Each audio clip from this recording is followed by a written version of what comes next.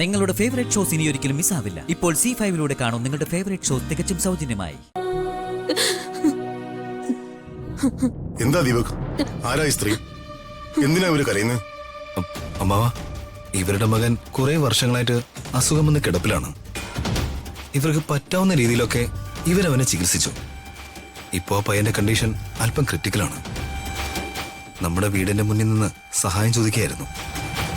ഞാനാണ് ഇവരെ അകത്തേക്ക് കൂട്ടിക്കൊണ്ടുവന്നത്. അമ്മയുടെ മകൻ ഏത് ആശുപത്രിയിലാ? സിറ്റി ആശുപത്രിയിലാ സാറേ. എന്റെ മകന്റെ ജീവൻ ഇപ്പോ സാറിന്റെ കയ്യിലാ. ഓപ്പറേഷൻ ഉടനെ ചെയ്തില്ലെങ്കിൽ എന്റെ മകൻ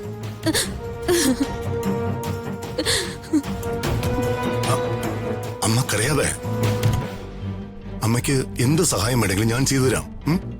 എന്താ അമ്മയുടെ പേര്? എന്റെ പേര് കുമാരി എന്നാണ് സർ. ഞാനൊരു വിധവയാ. എന്റെ മകന്റെ ജീവൻ സാറ് രക്ഷിച്ച 100 പുണ്യം കിട്ടും. ദീപക്, എത്ര രൂപ അവർക്ക് വേണ്ടതെന്ന് ഞാൻ അന്വേഷിക്കാം. ശരി അമ്മാവ. സാറേ, എനിക്ക് പണമൊന്നും വേണ്ട.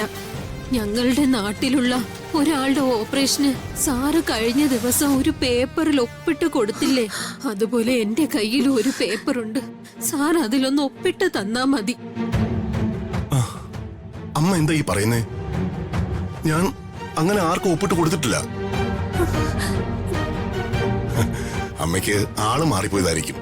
അല്ല സാറേ, സാർ ഒപ്പിട്ട് കൊടുത്ത പേപ്പറുമായി വന്നല്ലേ ആ കുഞ്ഞിന്റെ അച്ഛന്റെ ഓപ്പറേഷൻ നടത്തിയത്.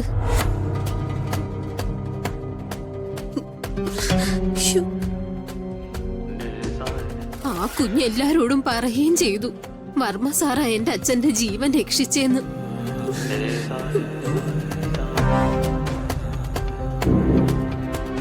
ശേഖര, നീ അമ്മയും കൂട്ടി ആശുപത്രിയിലേക്ക് ചെല്ല്. എത്ര രൂപയിലും കുഴപ്പമില്ല. വേണ്ടത് എന്താന്ന് വെച്ചാ ചെയ്യ്. അതിങ്ങ അമ്മേ.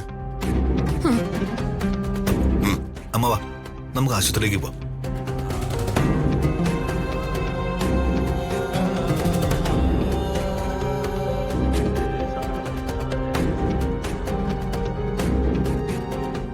ഇവരെന്നെ മനഃപൂർവ്വം കൊടുക്കാൻ നോക്ക. ആ ഒപ്പിന്റെ കാര്യം ഞാൻ അച്ഛനറിഞ്ഞ. അല്ല, എന്താ അമ്മാവ ആലോചിക്കുന്നേ? ആ സ്ത്രീ അത്രയ്ക്ക് തറപ്പിച്ച് പറയണമെന്നുണ്ടെങ്കിൽ ഞാൻ ഏതെങ്കിലും റിലീഫ് ഫണ്ട് ഒപ്പിട്ട് നൽകിയതാവണം. പക്ഷെ ഞാൻ എത്ര ആലോചിച്ചിട്ടും അങ്ങനെ ഒരു ധനസഹായത്തിന്റെ അപേക്ഷ ഒപ്പിട്ടതായി എനിക്ക് ഓർമ്മ കിട്ടുന്നില്ല. അമ്മാവൻ നന്നായിട്ടൊന്ന് ആലോചിച്ച് നോക്കിയേ. എത്ര നന്മകൾ ചെയ്യുന്ന ആളാണ് അമ്മാവൻ. ചിലപ്പോ അമ്മാവൻ മറന്നുപോയതായിരിക്കും. ഇല്ല, ചികിത്സാ സഹായ പദ്ധതിയിൽ ഞാനും ഭാഗമാണെങ്കിലും ഇടയ്ക്ക് ഒരുമിച്ചാണ് അപേക്ഷകൾ വരാറ്. ഏറ്റവും അവസാനം വന്ന അപേക്ഷകൾ ഞാൻ സൈൻ ചെയ്തിട്ട് ഏകദേശം 3 മാസത്തോളം ആകുന്നു. എമർജൻസി ആയിട്ട് വരുന്ന അപേക്ഷകൾ ഞാൻ പ്രത്യേകം നോട്ട് ചെയ്ത് വെക്കാറുണ്ട്. അമ്മാവൻ പറഞ്ഞു വരുന്നത് അമ്മാവന്റെ ഒപ്പാര കള്ളവെപ്പെട്ടെന്നാണോ? അത് ഫോർജറി അല്ലേ? ഏയ്, ആശുപത്രിയുടെ ചികിത്സയ്ക്ക് വേണ്ടി ആരെങ്കിലും ഫോർജറി ചെയ്യോ? എന്തായാലും നീ ഹോസ്പിറ്റലിൽ വിളിച്ചൊന്ന് അന്വേഷിക്കുക. എന്താണ് നടന്നതെന്ന് അറിഞ്ഞിരിക്കാമല്ലോ. ഫോർജറി ആകാനൊന്നും സാധ്യതയില്ല. ആ അമ്മയ്ക്ക് ആള് മാറിയതാവും. ശരി അമ്മാവ, എന്തായാലും ഞാൻ ഹോസ്പിറ്റലിൽ ഒന്ന് വിളിച്ച് അന്വേഷിക്കാം.